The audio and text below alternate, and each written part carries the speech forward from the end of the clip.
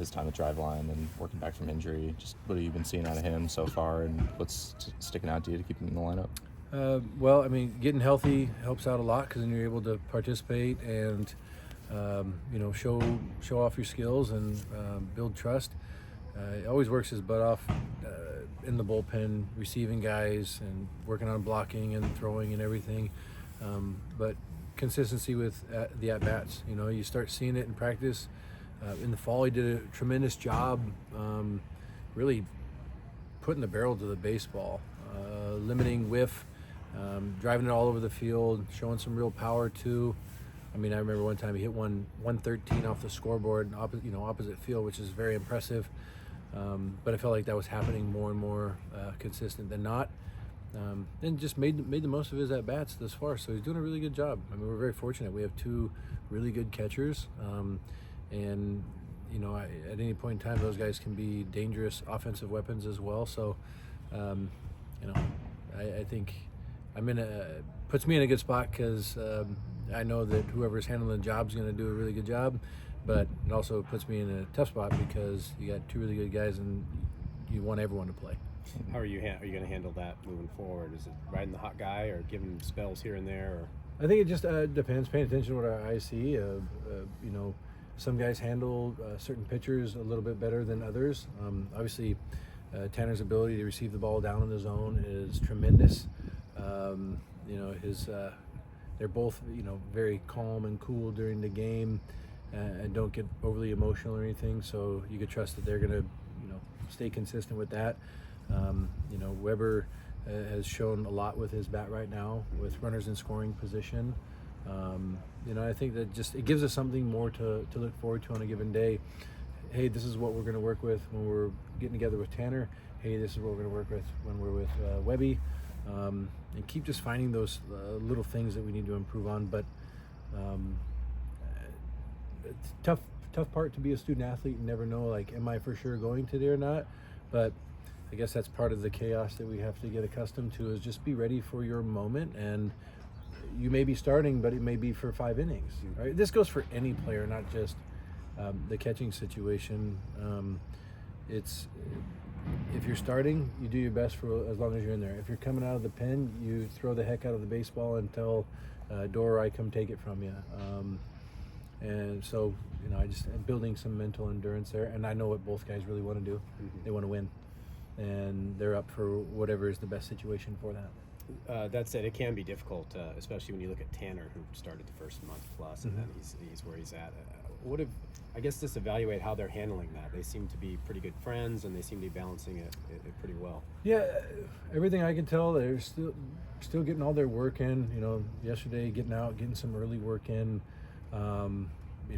They play catch together every day. They do their defensive work together every day. It's part of being a catcher. It's saying no different than any other team I've ever been on. Not many people put on the gear and have to squat down and catch everybody and block baseballs off your chest, your forearms, your neck sometimes if you're really having a rough day. And so there's a bond that's made from that. So you got to be in each other's corner. When one guy's playing, the other guy is, engaged and trying to help out. Shoot, the other day when Tanner came out of the game, he takes the earpiece off and he's over there, putting the stuff on Webby's gear. Or if a guy's starting on a given day, the other guy will jump down and catch the bullpens and make sure that he's as fresh as possible for that day. So again, when you think less of yourself, and then I guess am I okay? These guys both work their butt off, and they both know they're in a good spot, and so they don't have to worry about themselves as much. They can focus on the guy next to them and helping them, which huge part of catching. Focus on the guy on the mound, those around you. What's the latest with Micah? Where's he at in his? Is he going to be out this weekend? Should be here soon. No, he was here. Oh, he's out. Yeah, I saw he's him behind me doing meditation. He's actually lurking right behind you right now. He is quick, so he can sneak up on you real fast. Just gradual improvements, starting to swing, all the stuff that we were doing over in the weight room, rotational stuff, everything's looking really good. He's moving the weight really well. And so then it just becomes a gradual progression with the bat and making sure he's feeling good. So, again, starting off slow, T work flips, and then moving into just controlled coach pitch BP, pumping up the machine a little bit, and then letting it fly. But sometimes even for that, you don't necessarily need to be back feeling 100%. He doesn't need to hit homers or anything like that. He has such good hand-eye coordination. He could push the ball all over the field and get on first over and over and over. I mean, he was hitting 460 throughout this half of the season, and it's just confident athleticism. He's done it a million times, and even it's good when a guy starts teaching other guys and walking them through the steps. That just says that they feel comfortable in their own skin. They're in a good place, just like I was talking about with the catchers. And he's, chiming in and helping out with other guys. We talked to Callaway as well. How have you seen him sort of handle a situation? It seems like his usual lively self. Yeah, I'd expect nothing different. I mean, even right after he broke his finger, it was, I'm good. Like, what do you need me to do? He's out here getting some sun yesterday. Just a big smile on his face. Obviously, when we start stretch, we tell him put his shirt back on and be a part of it with everybody else. But he's in a good headspace. He's obviously eager to get back. But he's another guy who doesn't really talk about himself. He's just focused on the other guys and smiling. He shows up to everything. I haven't had to reprimand him for anything, whether it's school or breakfast or weights. Or he's going to give it everything he has, and right now he's doing a good job keeping a positive attitude about it. You might want to get on him about his typing. It sounds like he's a one-handed typer, and I don't even know what that means. A hunt and pet guy, yeah. Well, he's got one hand right now. He's a child, though. How do children do that? That's like an old man thing, before they had computers. He's like a 20-year-old freshman. What do you mean he's a child? When you're old, he's like a child. You're a child. Is this why every time you write an article you have to use the voice to text, or is that how you do it? Or is it? What's a computer? I'm writing an article next week. I'm going to put it out, but it's going to take me a week to type it up. With Micah, speaking of writing articles, sort of need to indicate what his status is. Is he doubtful? Is he available? Is it TBD at this point for the weekend? I would say probably not this weekend. Okay. That would be my best guess. Okay. I would say, just to be safe. I'm kind of very hopeful for next weekend. That's where I'm sitting on it. But I do like happy surprises. So if that comes to a point where we get to get him involved this weekend, that'll make me smile. I think it'll make a lot of guys smile. Brady said he was hopeful for this weekend. Is that pinch hit? Pinch hit this weekend. Pinch hit. Oh, he doesn't want to run. He doesn't want to go field. Everyone wants to hit. You got to be able to go defend too. I think he was planting the seed of just sneaking in early, getting at bats early. Oh, that was my. I'm on first now. Someone run for me, please. We'll see how it goes. I do know he's been feeling really good, rotating. In the box. Obviously, just working on his run progression as well. He looked good, and I looked across the field, him doing his stuff yesterday. Not that he's going 100% by any means. I think we're making sure he's not yet. But I have a feeling he and many others are going to be knocking on my door, telling me that he needs to play. It's go time. Yeah. I think yesterday it was 4 errors. I don't think of the number right. But we've talked about the It's defense 4. before. Yeah, it was 4. We've talked about the defense that. a lot. Just sort of how are you viewing that right now? What's the focus, I guess, in that department at this point? You got to keep going. I mean, you start to lose your mind and freak out.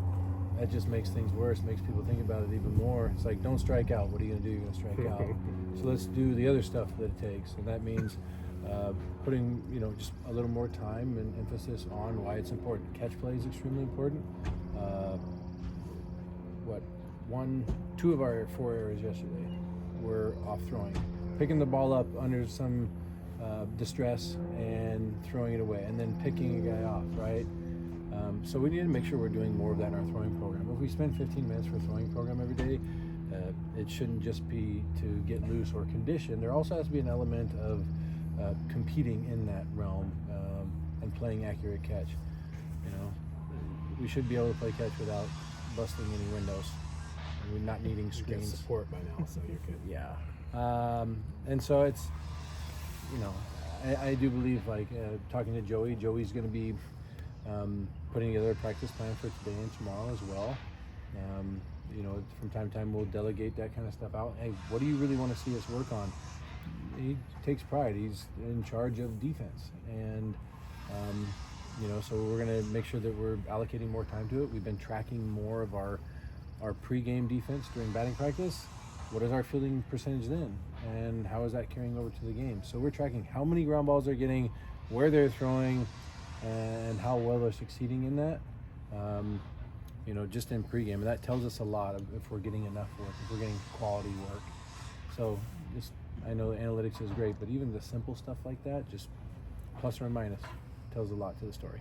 Some of it too is not an excuse, but Caraway being out and guys shuffling around a lot. There's just been a lot of kind of. It is. Mace's Guerra's gone from third, first, left. But at the same time, I don't use that as an excuse. Because confidence, being able, like, all of it's fielding with one hand from left field to third base and first for the most part. And then if you take care of throwing program, you should be able to just play catch where you're at.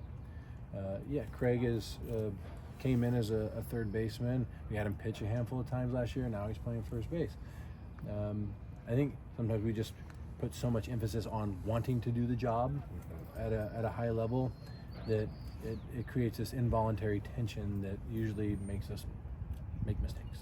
So just clearing it out. I think just the work is going to take care of that. And anyone you've seen come here over the years, like who they are as a freshman, who they are as a junior or senior, it tends to evolve into a much better version of themselves. And so, we've had guys like Dernetti at shortstop, who is about as solid as it comes. Gretler and Mikey Kane over at third last couple of years. Garrett Forster, who's a tremendous defender, right? Army. Yep. Can't forget about Army. Yeah, that guy. I think you go like 3 years without ever making any mistakes. And so, Hainline played a lot of third last year, moving over short. Just moving pieces, and so you want to feel that job security. But I think we just need to continue to make it tougher and put more emphasis on defense during practice. We all want to hit, but they all show up late at night in the cages. You show up early in the morning to hit. Don't forget that there's this big field behind us, and you can take as many ground balls and fly balls as you want. Anything else? Thanks, Coach. Right on, guys.